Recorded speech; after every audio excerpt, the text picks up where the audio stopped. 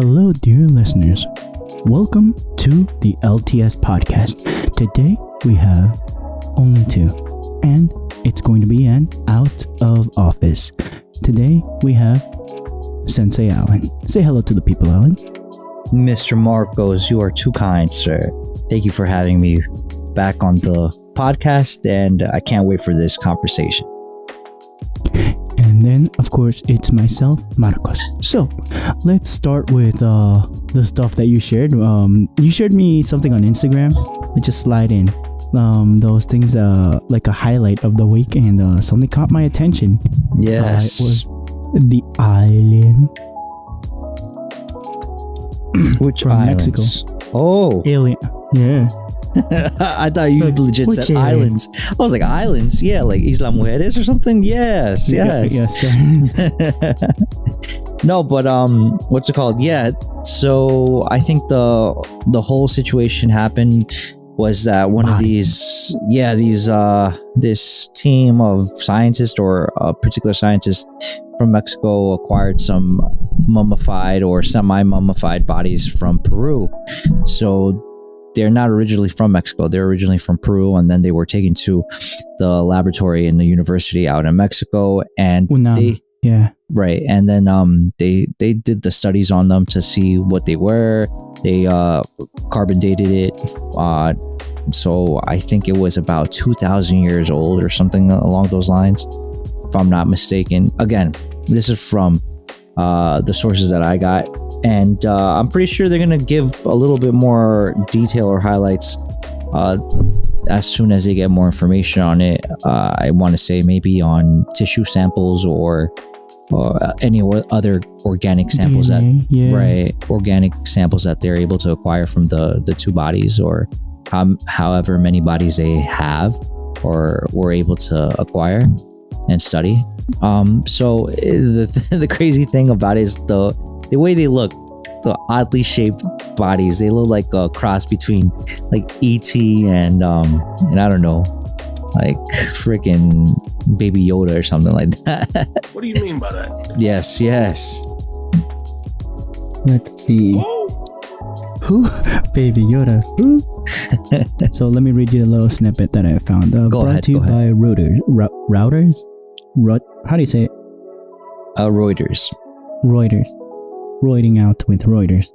Close encounters with the alien bodies in Mexico.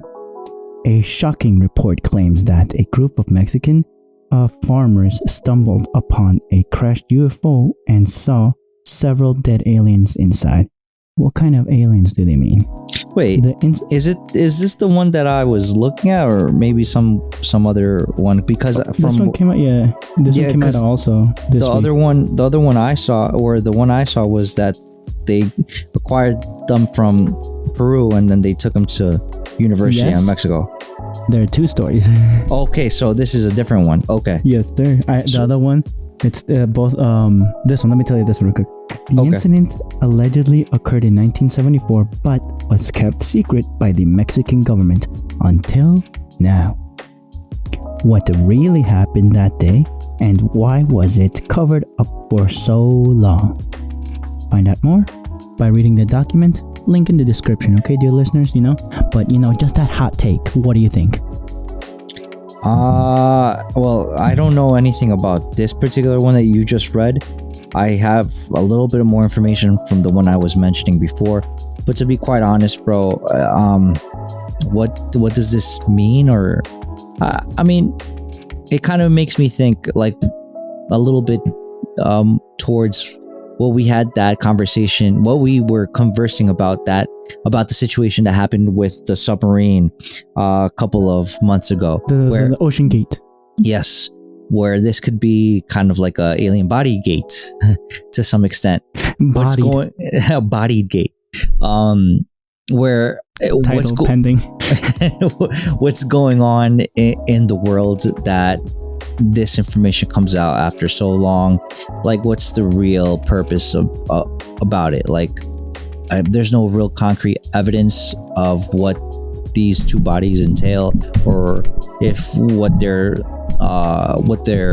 looking at isn't some sort of mutation of a human being Like there's a lot of like unknowns, and what little is known isn't really concrete evidence for anything. So I mean, at this point, I just want to say it seems a lot more like speculation about what they are. And it's like, yeah, you can carbon date it to 2,000 years ago, but at the same time, why did it take so long for I guess scientists to do anything about it or announce it in such a way where it's like nationally discussed? And it could be due to the fact that other countries like the USA is coming out with their, I guess you can say, well, what is it? CIA coming out. The military as well. Right, with like information that they're able to now share with the public, where it's like unidentified objects and stuff like that are being not only shared but explained a little bit more, where they have no explanation where they come from or how they got here or where they're going or what do they want. And yeah, we can go down the rabbit hole, but at the same time, it's like, can we really give a concise, clear answer of the who, what, where, when, and why? But we can't. Not really. So again, this is just another, I want to say it's kind of like a shot in the dark, I guess you can call it, where we're trying to, if you will. Yeah, well, no, it's like they're throwing darts at a board, right, in the dark, where it's like they want to probably make something out of nothing. For all I know, this could be a nothing burger, and we're kind of like, yes, and we're just kind of being led by the nose with not falsified information or anything like that, but maybe mispurposed, or maybe that's not the right word, but maybe not the correct information from the incorrect evidence or so-called evidence that people are providing. Again, I think there's still a lot of unknowns about these so-called alien bodies that were not only found but been observed. I think it's kind of weird where this is a quote-unquote expert on alien bodies. Like, who the hell gives you a title or academic who diploma? approved this guy? Yeah, who gives the title for such a thing? Whose right? man's is this? Exactly. Thank you, Marcos. You exactly understand what I'm trying to explain. Whose man's is this? Is this your man? So is this your guy? It kind of puts things in like, I would speculate a lot, or not speculate, but I would be a lot more weary about all this hubbub and information going around about he's a so-called expert and they're letting him cook for too long.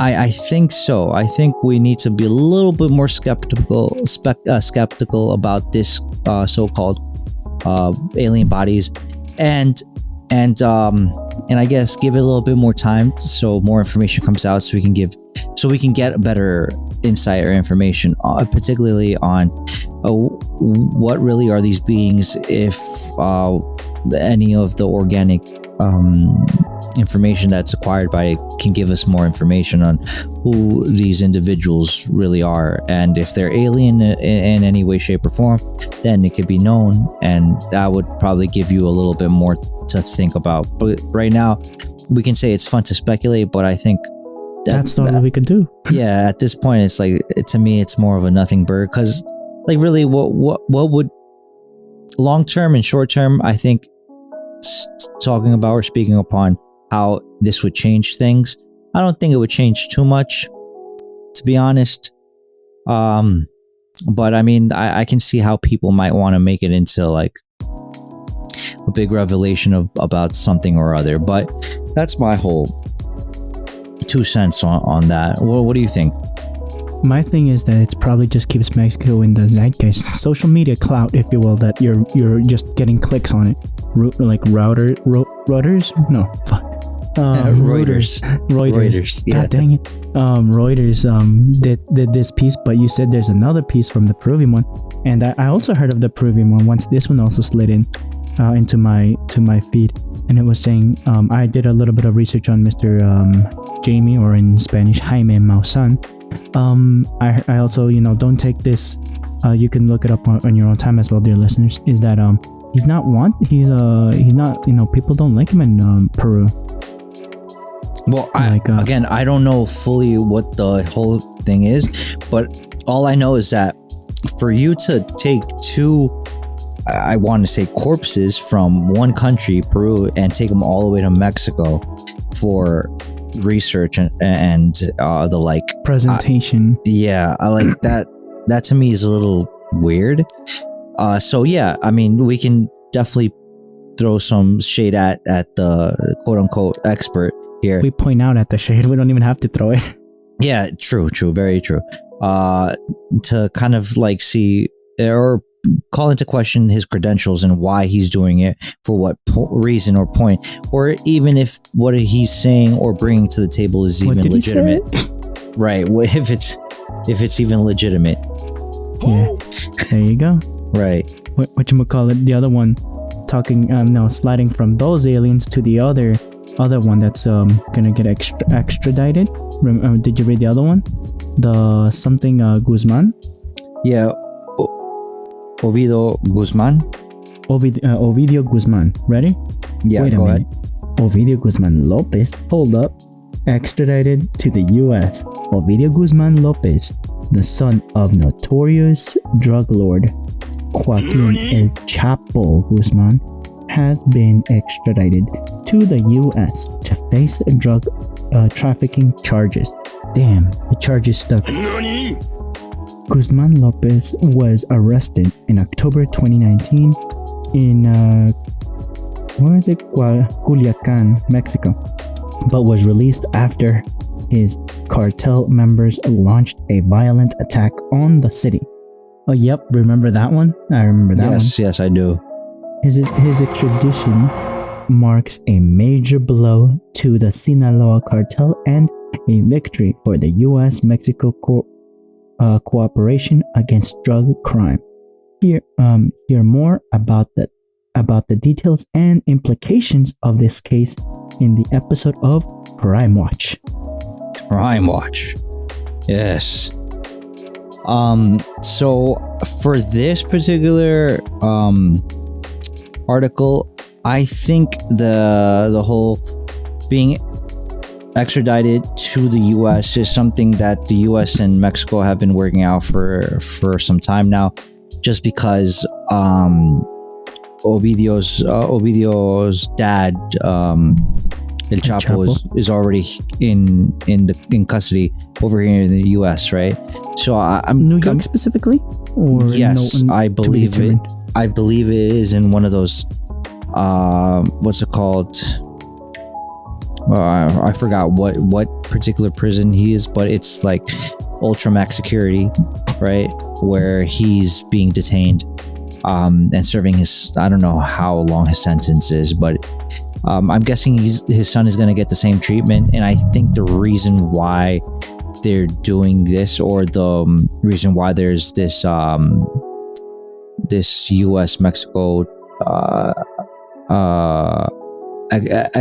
what's it called? Extradition. Yeah, extradition is because they're trying to maybe appease a little bit of the worries of like the fentanyl that's being sold or crossing the border. So I think this is a way where they're able to give him a victory without really doing too much, because he's already in custody and he was probably already tried in the court system in Mexico. And before anything else gets out of hand, I guess to a certain extent, where people might want to break him out, might as well just send him to the U.S. and like have the U.S. Have the U.S. basically handle that situation. How and will it work for the better? I don't know. I remember that it might not be the best way to go about the situation where you take the head of I guess a narco family, a crime syndicate, right? You take the head off and you let everybody that's down the totem pole like try to hash out everything, and what happens usually is a civil war in the whole syndicate. And what happens is that you get a lot of dead people, and a lot of those dead people, unfortunately it's not only people that are crime people, but innocent people. So that is the difficult situation at hand. So from what I know, and again, I'm not an expert, other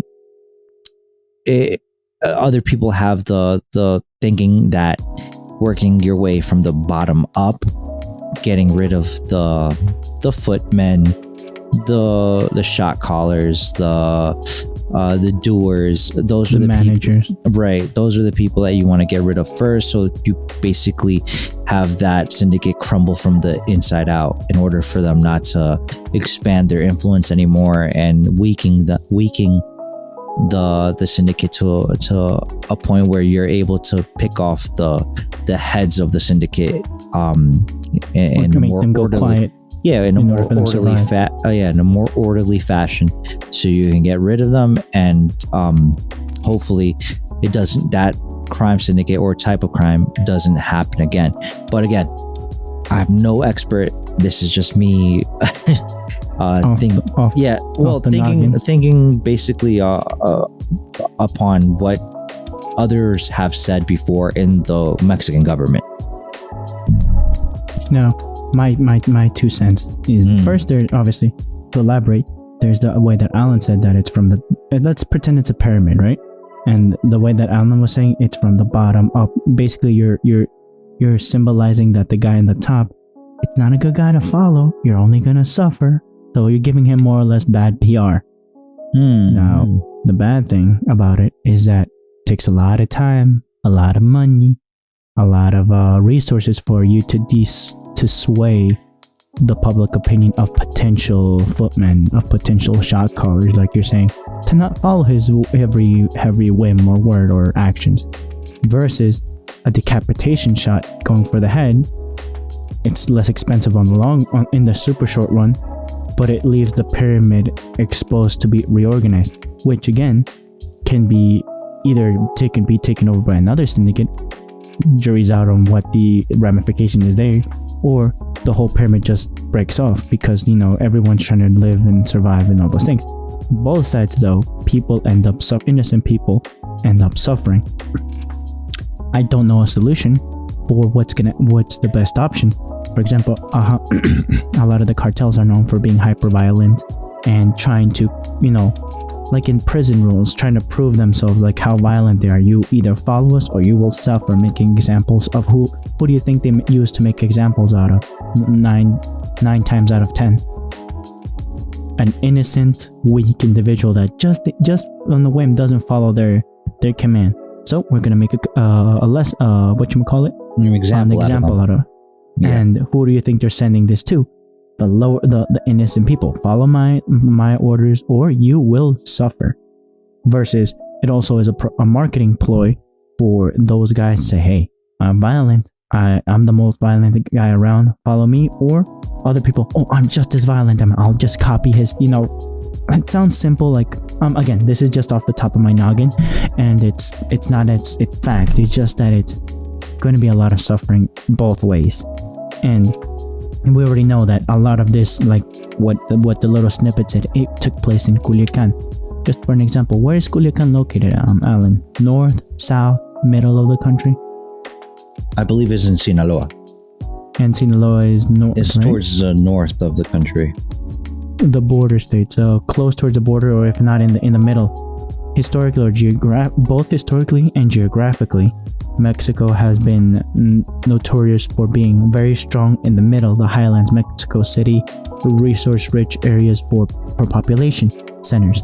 But the farther away you go away from those highlands that are nutritious, again, and become desert, arid places, there you have to struggle more. It becomes more or less like the Middle East, where you have to get fiefdoms, warlords, again, crime syndicates or cartels. They have to get there's a lot of migrant families that come from the north coming south, because historically there are some Chinese descent, some Japanese descents in those areas that came from World War II and before World War II. Remember those? You shared me those snippets, right, Alan? Remember that? Yes. That back in the days there were some tribes. No, I want to say tribes to keep it simple. Of Asians, of Japanese that were in the not camps. Really tribes. They were just people that were kicked out of the country or Same thing escape with the country. Chinese. Yeah. Yeah.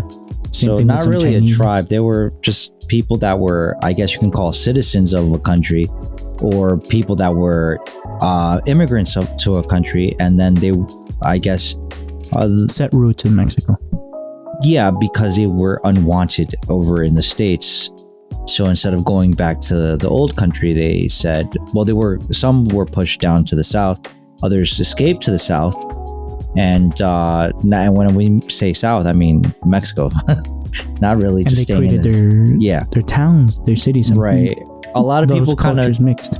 well, yeah, some I think cultures mixing, you can see more of that on the West Coast, like in Sonora, Hermosillo, and places like that, where you see that influence in parts of like Tijuana of Chinese like mixing. They But generations back. Yeah, they really didn't assimilate 100% to Mexican culture because they still had their own culture. The people I see more that assimilated to the Mexican culture and kind of almost wanted to disappear into Mexico was the Japanese, just because they were put in concentration camps in the US because of World War II. Their trauma. Yeah, so they were like, yeah, they're not gonna find me here. And what's more, I don't want this happening to me or my descendants ever again. So I'm just gonna change my last name. And that's how we get Japanese peanuts. Yeah, and we get mixed Japanese Mexicans in the country, and you have just that. I want to say more than mixing it. I don't know if there's anything more than mixing or melding than what they Absorption? did. Yeah, they were absorbed, or they try to. They wanted to be absorbed to survive or something. To basically hide their identity so they wouldn't be followed and go through the same situation again. So I think that's more of what happened. And again, we can say this about every other ethnicity that came into the country of Mexico. They meshed well and mixed well as best they could. Not because of, sometimes it wasn't because of necessity. Sometimes it was because it was a planned planned move. Another one was because of necessity, like the ones we mentioned before, where they needed to. Same thing with the Chinese and others. They needed to hide themselves because they were basically kicked out of the country that they called home. And twice. Yeah, no, you're right. We can say the same thing about Mexican Americans that own property and land in the US. They were citizens, and Texas and all those areas. Yeah, and then they were kicked out, and they were never given their, I guess you can say to a certain extent, their citizenship back. And it was kind of weird, where all you knew was the US, and then you got kicked out of the US because the president at the time and his administration thought it would be best to kind of get rid of those people that owned the land and were owners of the land, and were US citizens. They just happened to be from Mexican extraction, and they thought to themselves, or they decided that they needed to kick these Mexican or Americans that happened to be Mexican, ethnically speaking, and got kicked out and sent to Mexico with no due process, no reason, no real rhyme to it, and taking their privileges or the U.S. privileges away from them, which again, to a certain extent, might have bit them in the ass a little bit, because now you got you had an influx of Mexican immigration back to the States during, I want to say, 70s and 80s, that from what I can remember, because of our family coming over to the US, starting with our grandfather and their and henceforth our uncles and aunts and stuff like that. Yeah. But again, the whole situation with the cartel, it's that the crime syndicate is a reaction to their environment, to their upbringing and reaction of where they live. So they have to be very hyperviolent, prove their, the cut of their jib in order to have their own squad to follow in this harsh environment. Not super, like, how Mexico is. For the listeners, Mexico is super hyper mountainous. I don't know if I've said this before. It's divided in northern, middle, and southern. The middle, ironically, is in highlands naturally, and there's a lot. It's in an intersection point between the Sierra Nevada that comes from the U.S. on the west coast, and the in Spanish is Oriental y Poniente. Las Sierras Oriente y Poniente. Sierra Madre, Sierra Nevada. They intersect right where the city is. It becomes into a V in the middle, topographically speaking, and crossing all the northern areas are sub little pockets where people can, nicely thrive and all those things. But it makes it very hard for an entire country to grow it without investing a lot of money in infrastructure, in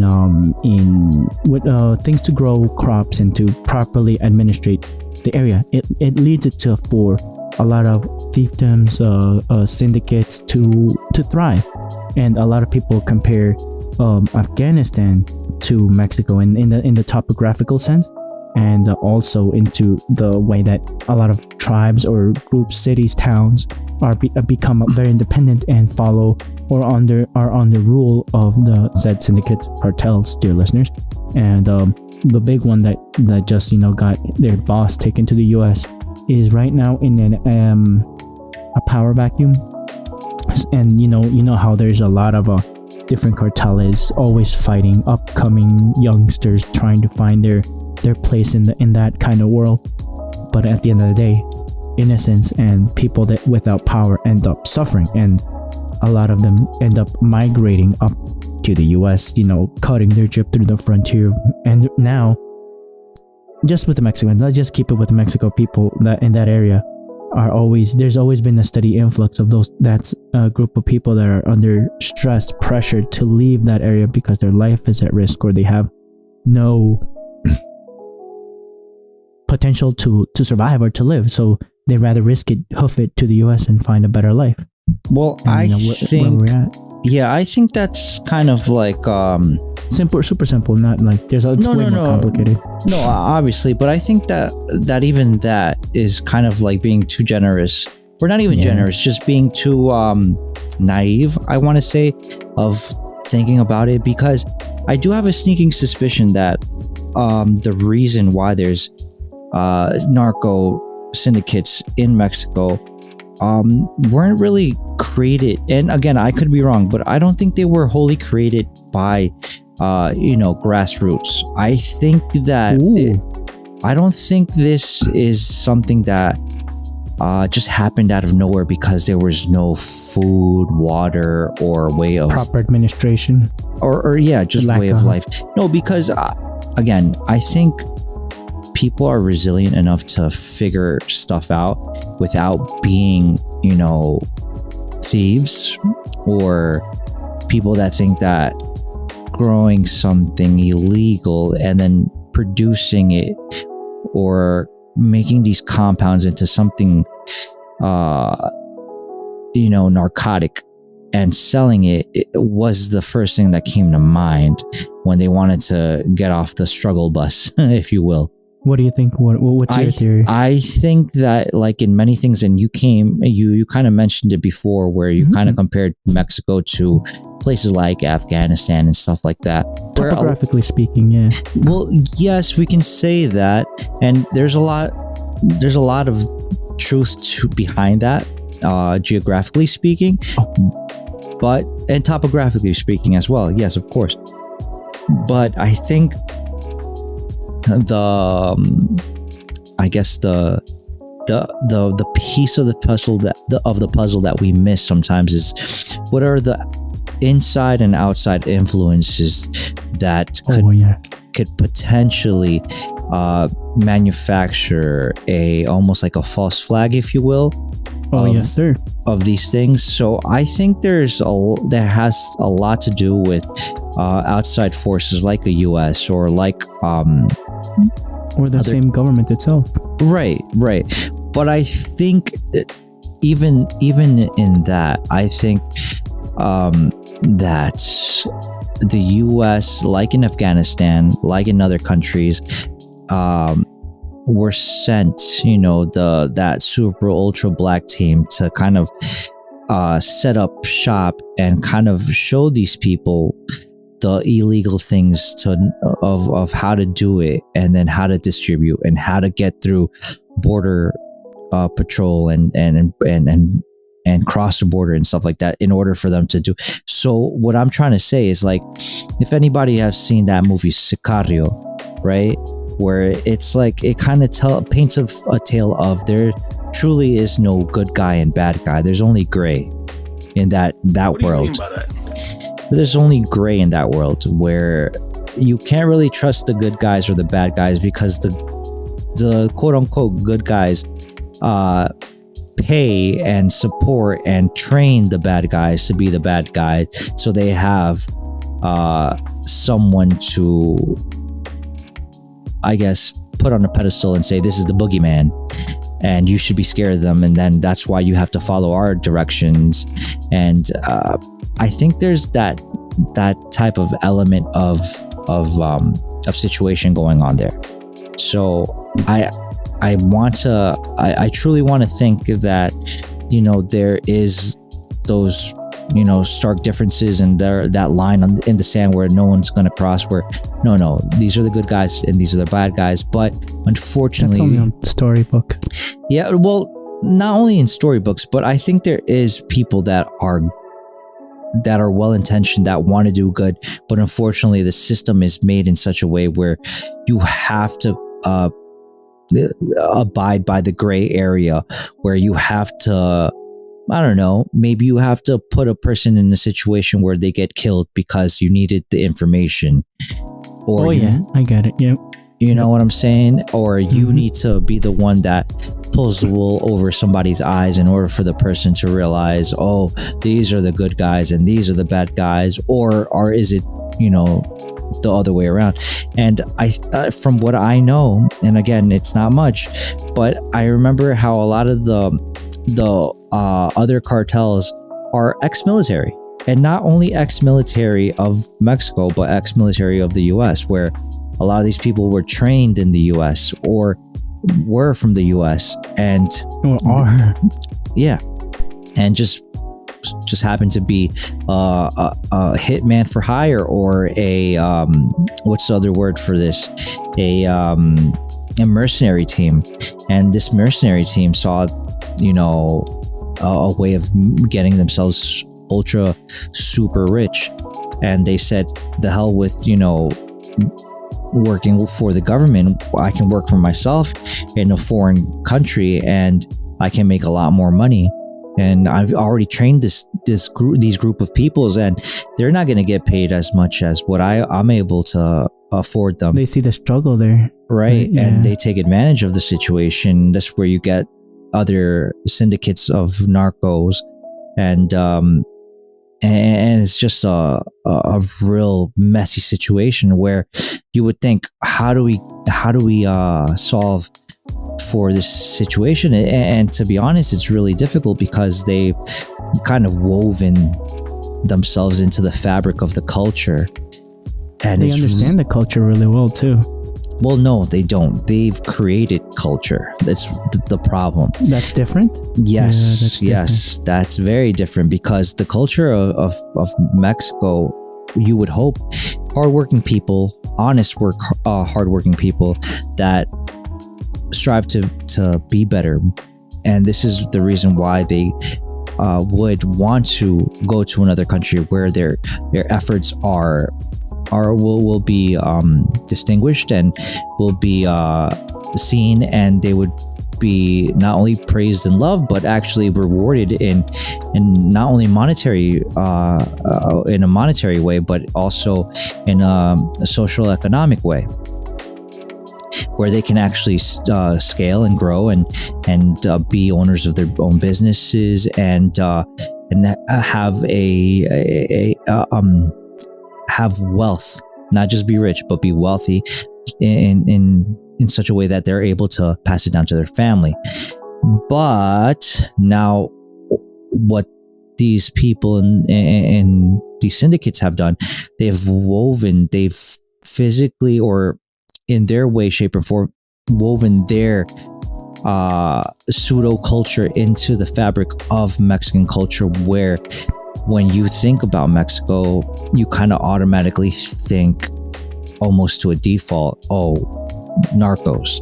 And I've never thought about Mexico as narcos. I've always thought about Mexico as a country that, even though they're not in the best economical situation, but they have the potential to improve through hard work, being intelligent, being passionate, being emotional, but also being, people of great faithfulness. But again, what unfortunately happens is that people's default to think about Mexico, it's narcos, because that's what they associate. And unfortunately, that's what makes clicks. That's what, well, like, even before clicks, I'm talking about before there was even news radio or TV stations. Well, I guess what we would call internet.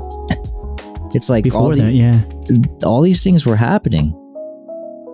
These kind of like I guess narco ways of doing things and a way of life, you can even say. Like a simple one, like one word, the concept of bribing over there in Mexico. It's very prevalent. Right. And this is all, and unfortunately, I think this also stems back to the caste system that was in place back in the day, where it's like you have the people that were of European descent and or looked European, right? And you have the people that are mixed, and then the people that are the original people from that country, and then it's like you go lower and lower in the totem pole, and it's and that affected the country in such a crazy way, where even and then now the mixture of government with church. Remember how it's like over there? It's no, there's separation of state and church over there, like in the U.S. The only problem or issue that I see there is that the influence part. Church has a big influence over people. Saint, where this is the reason why people, or I guess you could say the pilgrims, and the people like the Quakers and the what's the other ones? What pilgrims? Like the conquerors? No, pilgrims. The ones that came to the U.S. Understand. To the United States of America before it was the United States of America. I'm talking about the pilgrims, the Quakers, the Amish, I guess you can say, to a certain extent, right? People that came from the old country to the new country because they were escaping religious prejudice, and they wanted to seek freedom of religion over here, where they could practice religion freely without the I guess you could say the church or the influence of church is breathing down their necks. This is the reason why they came here initially, and unfortunately in Mexico you see a lot of influence of the church in a lot of culture or ways of doing things in the country. Now I'm not going to say that. Was it same thing as pilgrimage to Mexico, or was it different to get into Mexico? No, remember Mexico was unfortunately taken over or conquered by Spain, right? For profit, yes sir. And essentially the reason they did it was because they wanted all the gold. And then the caste system was placed upon it, and all their history and all their culture that was there was basically destroyed, or like as much as I could erased, and put with the church, if you will, on top, right? Right. So they just switched one pantheon of pagan gods and gave them another pantheon of pagan gods. In a nutshell. Yes sir. So they switched up their gods and gave them different gods and saints and whatever else. The one that they know, the backstories, right? That they create backstories. And then they gave them the biggest, I guess you can say, I guess what would you call it? The biggest faux pas ever was giving them a saint the same color skin that they were. La Santa Morena. Yeah, the Mary right over there. No, Guadalupe. Yeah, Guadalupe. Yeah. Well, this is the big problem. A lot of people confuse the two because they're not as I guess you could say they don't study up on the literature behind it, right? So there's biblical truth, and then there is Dr. Truth over there for that one over there. They're dogmas. So what happens a lot of the times is that a lot of these things it is a little weird when you start delving into the history of it. And again, not to get too into this subject, because we were talking about the narco situation. It's part of it, ironically. Right. So the separation of church and state happens where you would hope the influence of the church isn't intermingled with state situations. So that's a good thing. Unfortunately, Western culture is dictated by the good things that you could acquire from things like the Bible, where you have a little thing called the Ten Commandments, where a lot of the rules and regulations come from said doctrine or teachings of rules and regulations. That's a good thing. Unfortunately, now they want to go around that situation and try to entertain the idea of other thinkings that are counter our Western thinking. And again, my whole stance upon this, and I'll just give a little spiel. Even though it's unpopular to think that we were, to a certain extent, the nation of Mexico lost a lot of history. Yes, but a lot of this history was pagan worship and human sacrifice. I don't think that was something we as human beings needed as much or at all. I think the consumption of other human beings after they were sacrificed to these pagan gods on a pyramid may be something we don't need. Pozole, it's still exactly, or tamales or pozole, or however you want to read up onto it, right? So again, the good things came in with the bad, unfortunately, and this is the reason why rules and regulations good. Destroying other people's culture and history is bad, right? Even though they were pagan worshippers that sacrificed humans and did all these horrible, horrendous things, and this is one of the reasons why the other their fellow natives of the country held a grudge against them, because they were the ones being used as their quote unquote sacrifice plus food. So it's not like they were lacking food. It was just for their religion. Yeah. They wanted to appease a certain pagan deity, and again, I think less of that would be nice. But unfortunately, this comes with the normalizing other deities from the old country. Science. It was so good, the science and all those things, but it was along with the sacrifices. Well, again, that's against the trade-off that you had with these things, right? And again, I'm not gonna sit here and try to explain to you something that I'm not privy to or I don't know, right? But yes, I will tell you from what I can understand is that our Western culture can only be possible because of the strides being made of embracing the Bible and not, pushing it away.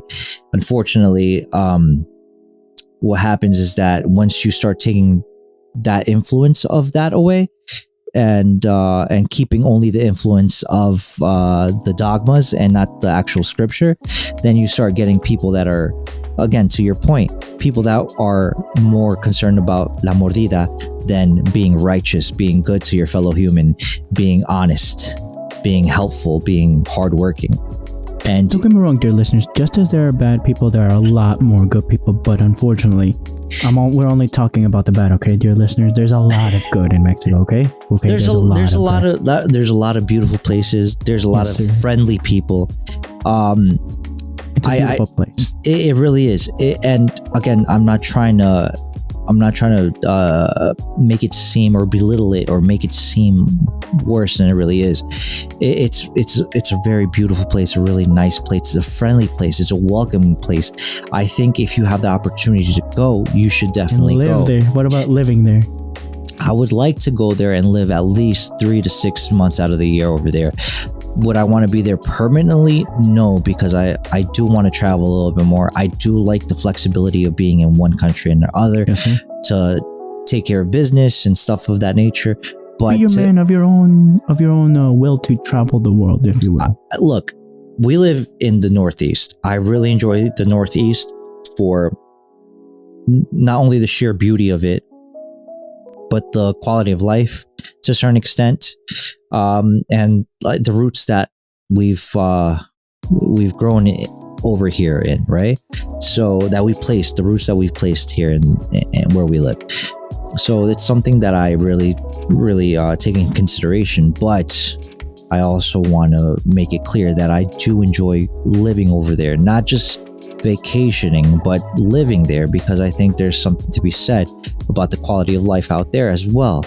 The reason why I like it is because of the other elements that I'm not able to not only witness but live over there. Not only family, but I think the cultural norms of certain things that it's kind of lost on us over here in the States, where there are defined roles in the household.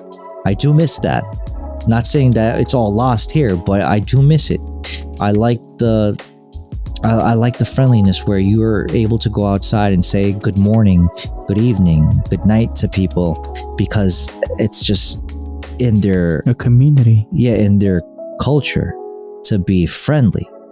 Over here, they're as cold as a winter's night, where you can look at someone, they wouldn't even give you the time of day to say hello, because everybody's... when they're cold is that when they're being polite. When they're directing their attention, you're there, it's going to be to cuss you out or do whatever because you're messing something up. I mean, again, there's a lot of good points and bad points of both places. I think, again, going back to the major point that we were discussing about the syndicates and stuff like that. That specific area, yeah. I do tend to believe that they've forced their way to weaving their pseudo culture into into the actual real culture of Mexican culture, and unfortunately tainting it and adulterating it to a certain extent, where it doesn't look good. It doesn't look good for us, at least. And I don't like it, at least. No, I don't either, and I think it's it's very gross to idolize or to big up or create songs about it. Yeah, or make it seem like it's something fashionable or something good, when in reality it's not good. Like the gangster rap and all those things. Kind of right, exactly. There's nothing cool about having your pants sagging halfway down your cheeks and thinking that's something appropriate, and then thinking that that's positive culture for someone. And again, I'm not saying that when I was young, I didn't want to emulate certain things or aspects of certain cultures. But at the end of the day, you have to kind of self-reflect and grow up and mature and understand that maybe pull your pants up.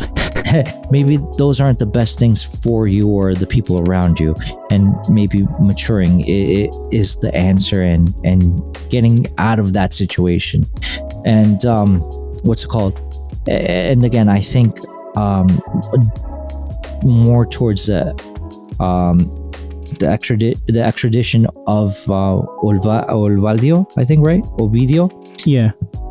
Ovidio. I think this is like that again. They give you something so that way you look like you got to win, but at the same time, it's like, is it really a win? You still got plenty of drugs flooding the southern border. It's a big problem.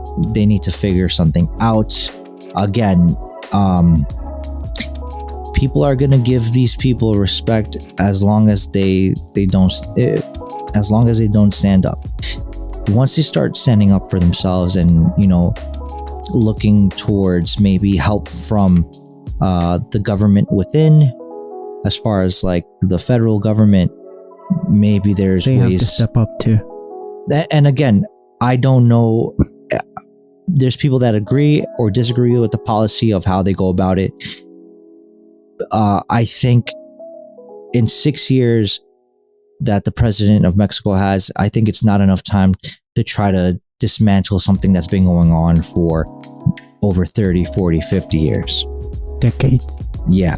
So I don't think 6 years is quite enough. I think the next president who becomes president of Mexico has already 6 years of a lot of good that's been going on in the country because of the sitting president at the moment, not only in the aspect of the how the situation with the narcos has been proceeding, but also with the infrastructure going into the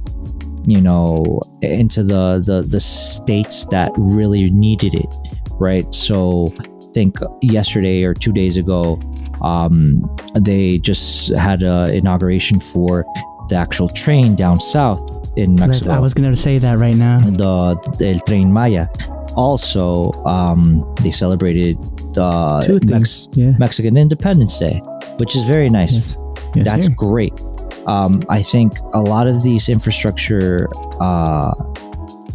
situations that they've been building is a plus for the country, because now not only one part of the country is going to get wealthy or rich, it's going to be all of them that are going to get a little bit extra help and ways of making money.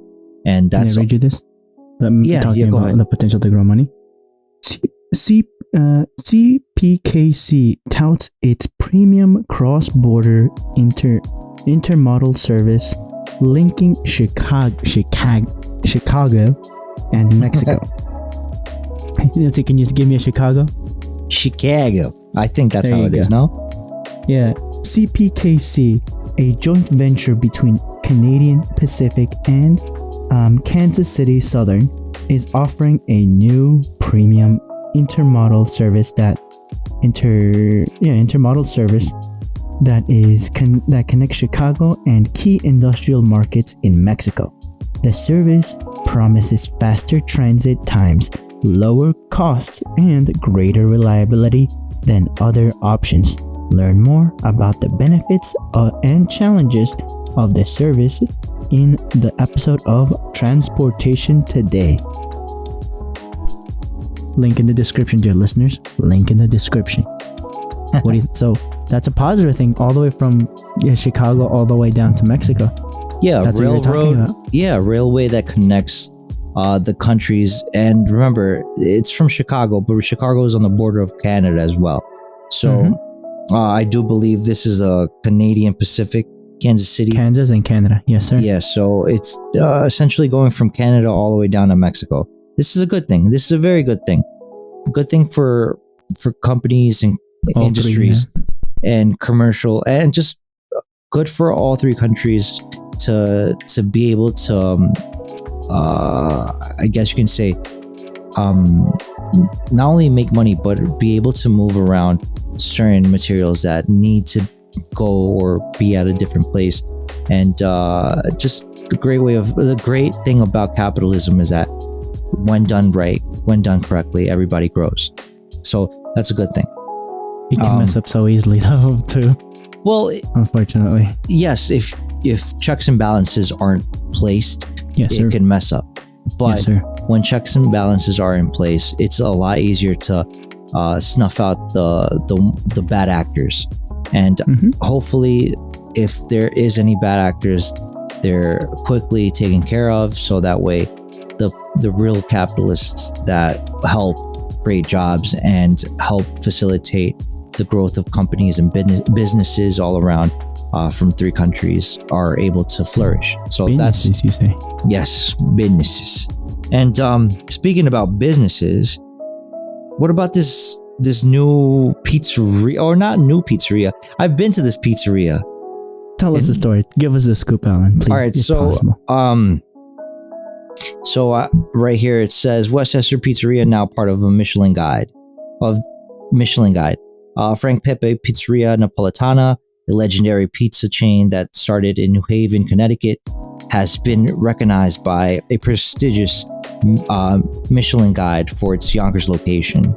The pizzeria is known for its thin crust pies baked in coal-fired ovens, especially the white clam pizza. Learn more about the history and secrets of this iconic eatery in this episode of Slice of Life, and the source will be in the notes. What's it called? Thank you, sir. So I have been to this actual pizzeria. I think the pizza there is really good. I think it's great as a noteworthy place to go from the Michelin Guide. I think next time you're in my neck of the woods, maybe we can make the drive down there. It's, what is it? It's maybe like an hour, 2 hour drive to get there, but I'm gonna say it's good. I ate there before. I ate there a couple times. Worth it. Yeah, it's definitely worth it. I ate there a couple times before it got the recognition of the Michelin Guide, but I think when it's in the trenches. Yeah, before it was a Michelin Guide, place of note to go. I think it would be a good experience for us to go. Maybe snap a couple of pictures, put them up on the gram or on X or whatever. And I still don't like that name. Why? It's X. And my silence says it all. Is it not as good as Twitter? It's a bias. That's all I'm gonna say. You're just used to the word or the name Twitter. Yeah, that's just me though. That's just me. Yeah, but speaking about food. Talking about pizza, let's go to, let's slide into some sliders, like cheeseburgers maybe. What about cheeseburgers? Yes. So National Cheeseburger Day, everyone. Deals and discounts. September 18th is National Cheeseburger Day. A day to celebrate one of America's favorite foods. Whether you like your cheeseburger classic, gourmet, or vegan, there are plenty of deals and discounts to enjoy at various restaurants and chains across the country. Hear about some of the best offers and tips on how to make your own cheeseburger at home in this episode of Food Talk. Source will be in the bio or in the notes section. Thank you very much, Mr. Marco. So what do you think? September 18th, Cheeseburger Day, National Cheeseburger Day? Recording, it's the 16th, right, today? So it's going to be on Monday, I think. Hold on. Oh, yeah, you're right. 16. Very nice. So, on Monday, you already know I'm going to try to get a cheeseburger or something out there. Yeah, celebrate to the fullest. Five Guys, maybe? Not Bear Burger? Will it deliver? Why the hell not? Work. Yeah, you're close enough. Yeah, you're right. What else? A little bear. But what do you want? A little bearish. You want the elk, or you want the ostrich, or give me gator? That elk. Wait, what? No, I want that elk.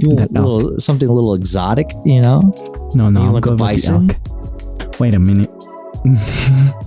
Bison or elk? Why not both? Maybe you can get los dos? Yeah, a patty of each. A burger of each? What do you mean? A patty of each, so you can put between two brioche buns. What's your preferred? The brioche bun. Brioche full on versus a roll. A full on? No, sir. Just the brioche bun, roll? Sir. No, I like the brioche. I like the brioche. To be honest, I like the bounciness. Yeah, the little texture. On top. Seed or seedless? Doesn't matter. Okay. I enjoy both. I can respect. Yes, sir. You like poppy them all, seed? Pizzas, huh? Yes. Poppy seed, sesame seed, whatever. Seedless. Potato. It could be butt naked. I'll eat it. Hey, yo. The burger, I mean. Oh. Yeah, I thought you said I could be butt naked. Like, wait a minute. Imagine. Oh my God. Yes. There you go. Like, I could be butt naked and I'll still eat the burger. Nice. That's what you do know when you eat the burger. Do not come. Do not come. I'm gonna come. Hey, yo, Marcos, what's going on, buddy? That's what happens when I'm eating the burger. I'm at work. Like, wait a minute. No. Well, definitely don't forget. Lávate las manos. Lávate las manos. Lávate las manos. It's gonna be like in Food Wars. The better the food goes, my clothes just comes off. Yes, definitely, bro. What's it called? What the hell were we? Oh yes, National It's Cheeseburger the one Day. piece of cheeseburgers, if you will. Yes. So you said you might order? Hell yeah, yes sir. I might go All for right. All You right. can't go wrong with Five Guys, but there's a je ne sais quoi to Bear Burger.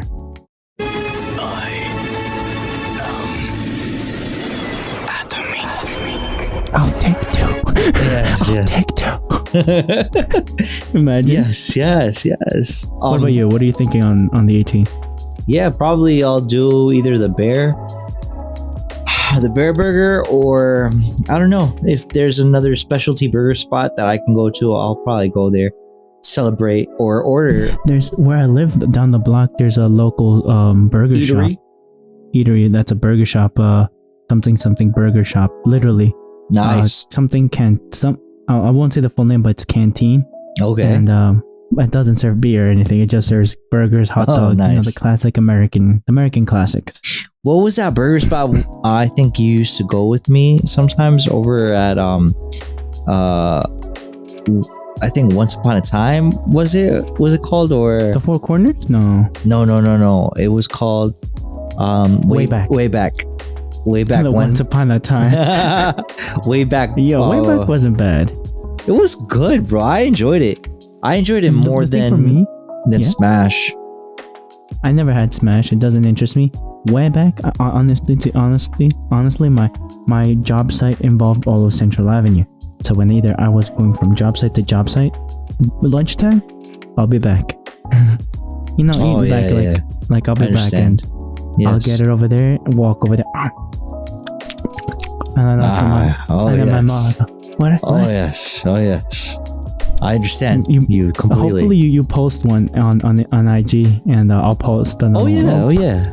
I'll put a little burger. I'll put a little burger, maybe like a 5-stack burger. You know what I'm saying? Something light. Dios mío. Do you do the fries, sweet fries, or the onion rings? I'm a bias towards onion ring. I like with onion honey rings. mustard. Honey mustard. I do the ranch or the garlic sauce that they do at the Wayback. I mean, at the Bear Burger. You have a garlic You know another sauce. way back? No. The Bear Burger. They have like this garlic sauce of some sort, and it's super delicious. Super delicious. Oh God. Oh yeah, yes. Dear listeners, we're talking about our preferred choice of burgers. You can just like regular cheeseburger, and there's no harm about it as long as it's a regular burger, or even with it could be. Wait a minute. Who? No, but yeah. I mean, it could be something simple as long as you enjoy a good burger that you can buy or make. Either or, choice is yours. Now with that one, Yes. with that one, can you get a little anime soundboard segment number 5? Number 5. Listen, I don't know. Do you have number 5? This one, maybe. One more thing. Ladies and gentlemen, welcome to the やれやれだぜ。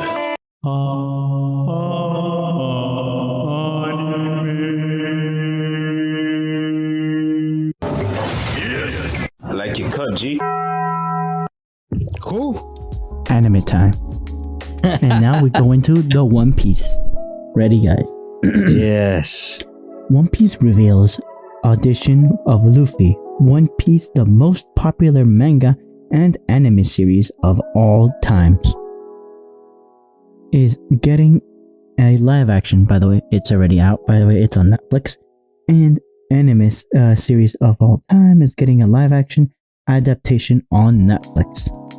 The show creator, I'm gonna use the last name Oda. No, Ichiro Oda has personally overseen the casting process and has revealed the audition video of the actor who will play Monkey D. Luffy.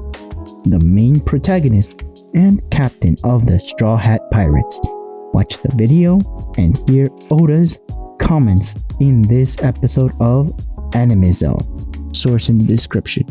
So, I don't know if you've heard the previous episode, dear listeners, but I've actually finished watching this part of the live action Netflix. Très magnifique. I approve. It's the only live action that I've actually Enjoyed? No, seen. Oh, I haven't seen. Oh my. I haven't seen the Ghost in the Shell live action. I haven't Ghost seen in the Night? yeah, right. The Battle Angel Lolita. I heard there's another movie coming out for that one, or live action movie. I've unfortunately seen Dragon Ball. I lied then. Dragon Ball Evolution. I haven't seen the one with the book. What's the name of that Death book? Note? Death Note or Cowboy Bebop. I've only seen apparently 2 live actions. I haven't even seen the Mario movie and live action. Yes. Ever since Dragon Ball Super, I've been, Dragon Ball Evolution, I've been jaded. I just can't. My heart can't take it anymore. Just one and done. But Luffy brought me back to life. I rise again, dear listeners. Oh, yes. Wait a minute. Hold up. No. Stop it. I'm not talking to you. I'm talking to you. Stop it. No. No, but I get what you mean, Showing hands. Yes. Lávate las manos there, buddy. Yeah. No, but I totally get where you're coming from as far as like the live action. It's definitely been a miss more than, good reviews. It's been a miss. L's. Even this guy got a bad review by what is it? Gizmodo, I think. Well, no. This is the reason why people don't trust these sites anymore. Just because it's not the same person critiquing the video, and it's like liking something is so how can I put it? It's very like and feel, very touch and go. There is no one way about going and liking something because everything is subjective. You know what their gripe was? What was it? Too much source material. I mean, again, that's yeah, that's they can't be objective about it because they're gonna like what they're gonna like. And honestly, bro, if you liked it, that's the only thing that matters, because that's what it was meant to do, to entertain you. And if you like being entertained and you were entertained, then are you not entertained? Exactly. That's what it was saying. Exactly. That's what it was saying. And these people can't be fully objective because they have likes as well. They're subjective, if anything. Yeah, exactly. So the way I look at it, bro, if you enjoyed it, then that's all that really matters. And a lot of people seem to feel the same way. Hence, they're gonna probably do or make more of this series going forward. And that's a good thing because now they can hopefully one day catch up to the anime. Good luck. I'm probably long dead by whenever. No, but the pacing is fast enough that they might actually catch up. I'll give it if they do a yearly thing. But remember, there's the writer's strike and actor's strike. Remember that. This live action was delayed, and it was technically delayed because of what? The pandemic. Yeah, they were technically recording since before the pandemic. We'll see, because the source material is already written. True. And the actors, if they're down, they can do it no problem. Unless they want to get Japanese actors. Yo, wait a minute. Because this is originally a Japanese story, so. Imagine it's original. The only one that stays the same is gonna be Zoro. Oh well, I mean, I think the Luffy character, I think he's Mexican, so I don't know how that works. Maybe they want to keep him. And I don't know where are the other actors from. Are they from from the States or no? I think they are. Even the Zoro, right, is from over here. The live action Zoro. I have no clue, bro. I didn't what do does the internet say? my Can you my do- search research on this. Yeah. Where are all the actors from?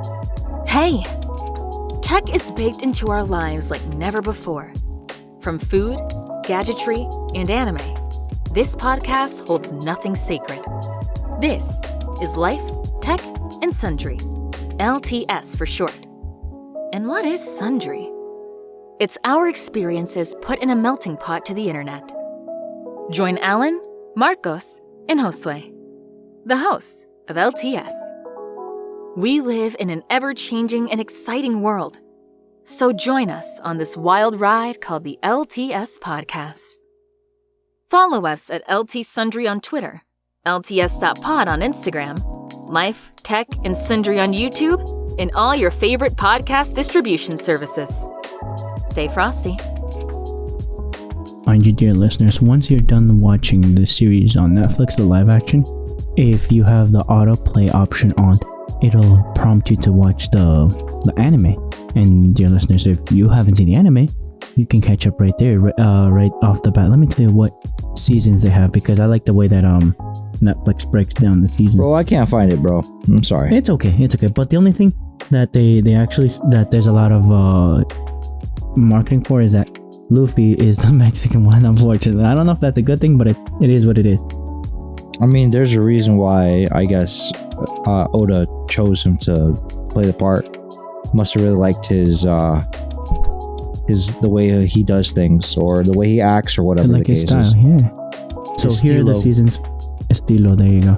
The breakup for the One Piece anime series in Netflix here. from top to bottom. East Blue Arc. Entering into the Grand Line. Enter Chopper at the Winter Island. Alabasta, the TV original one. Sky Island, Skypiea. Sky Island, the Golden Bell. The Golden Bell. The Naval Fortress. I like that, dear listeners. If you haven't watched the anime, I really like that. The Foxy Pirates. The Water 7 chapter. Oh yes, sirs. Enter second gear. Annie's Lobby. CP9. Goodbye Going Merry. The TV original 2, and Thriller Bark. So okay, just if you really like all this, just by the titles, it's gonna be a beautiful thing. Okay, technically you're gonna get all of the cast, no, almost all of the cast, I think, but you're gonna meet a lot of good characters, and if they do that, what they have on Netflix right now, make it into live action, très magnifique. It's gonna be a beautiful thing, dear listeners. Okay. And you've already seen some all that I just told you, those seasons, right? Those arcs. I've seen nothing of it. in the anime. No, anime, I'm pretty much caught up. I think I have a couple episodes left to get to. But you know what I was talking about when I said Annie's Lobby, CP9. Oh yeah, all that. I got that. Goodbye to the Going Merry. Yes, that's one of the older ones. Yeah. But yeah, it's a beautiful thing. Like for a first time watching, it's a very emotional thing. If once, obviously, the anime gets its legs throughout the entire series, because it's an acquired taste for you, dear listeners. If you're not accustomed to not only anime, but specifically One Piece animation, it gets interesting. Just like every anime in itself, it's its own thing, right, Alan? Yeah, definitely. What else? I think this last or next what's it called, anime that we're going to speak about, I'm looking forward to the second season, which is the Eminence in Shadow. Season 2 is coming up. So Are you it atomic, says, dear listener? yes. So let me read it Give me real the quick. soundboard. Yeah, you do it. Let me read this real quick. And you said you want me to put the soundboard? Yes. I got you.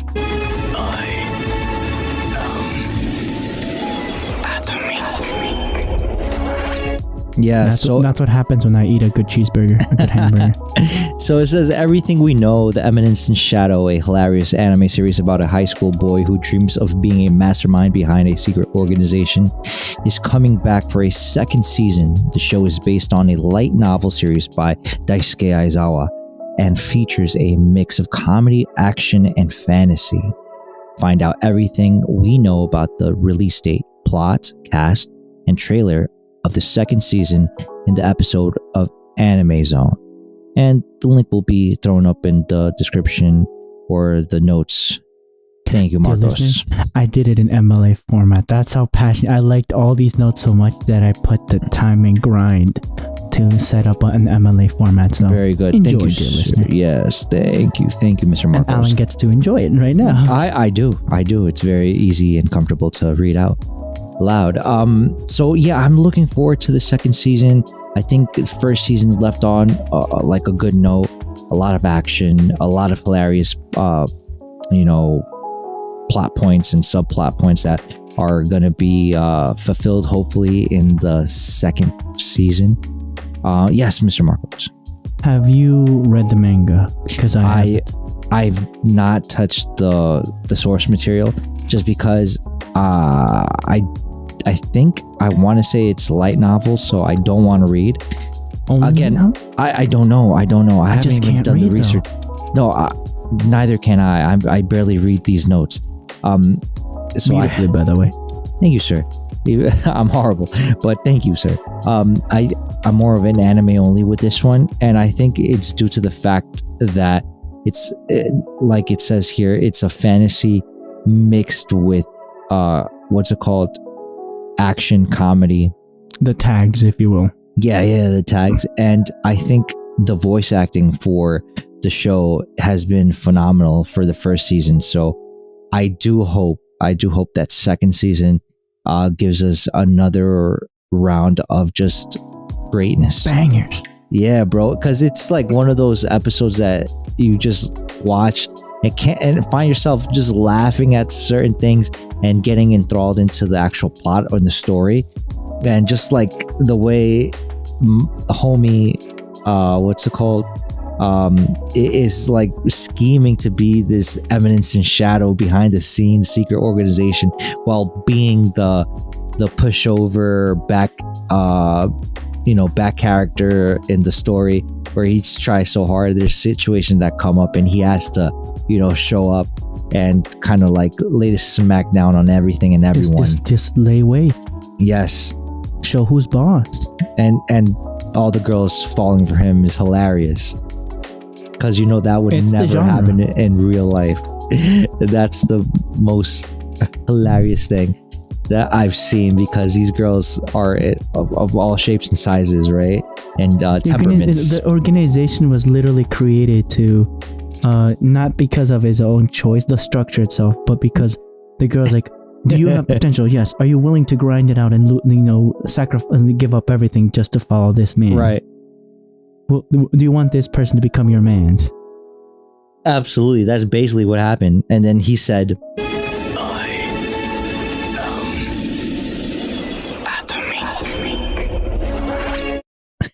Yo, that first time. bro, I had to rewatch that, bro. It was great. There you go, dear listeners. And Like you cut G. there you go. Is it gonna be the same production group? I hope everything is left untouched. I hope the production team, the animators, the voice actors, I hope everything is untouched. I hope we get just like I was saying earlier, a second season of greatness. But again, I don't know. The How trailer can we looks good. support them though? Do they have like a Patreon or a Kickstarter, or is it only studio based? Like Nah, it's third-party studio items? based. Yeah, I think the way you can support the actual whole production and everything is buying the actual light novels or manga, whatever form it's in, and buying its soundtrack, its what's it called? Spotify? Or No, the Blu-ray and DVDs or whatever form it comes in. If They need it's a- like they need a box tip jar set or or a steel box set, I don't know what it comes in. But if you're able to get your hands in, that's the way you can support them. So they see those sales and they know automatically that there's a demand for their product or their a third season or fourth season even. And that's I guess the nuts and bolts behind it. That's how you get the companies to notice you, senpai. to green light you. Yes, notice you, senpai. Yes. Aye, sir. Aye, sir. So I think that's pretty much the wrap up to all of our segments tonight, Mr. Marcos. What do you think? Yes, sir, Mr. Allen. Now, remember, dear listeners, to follow us on Instagram, X, formerly Twitter, and on YouTube. Remember, there's sometimes I'm trying to get better at posting different content on it, and or the video portion of this. It's a creative reimagining. It's not going to be exactly. It is going to be the audio portion, but it's going to be a reimagining. I like it. It's going to be a reimagining of how I feel, how I see the better ideas. You've seen the videos, right? Like, do you think it could be better, or is it is there another thing that you'd recommend to the listeners to follow us? If you like what we do, I really like what I do over here. Yeah, so do I. Like to, click the links in the description. There's you could give us a coffee, or you could or some green tea. Some green tea. Yeah, that'd a be scoop nice. of tea, and everything there is in the description. Please and thank you. What else? Oh, subscribe to us on YouTube. Give us 5 stars. 5 stars. And please. No, I think that's all off the top of my head. This is Marcos speaking to you. And this is Alan. From the bottom of our hearts, LTS out of office says adieu. Goodbye, everyone. Till next time. Oh my god!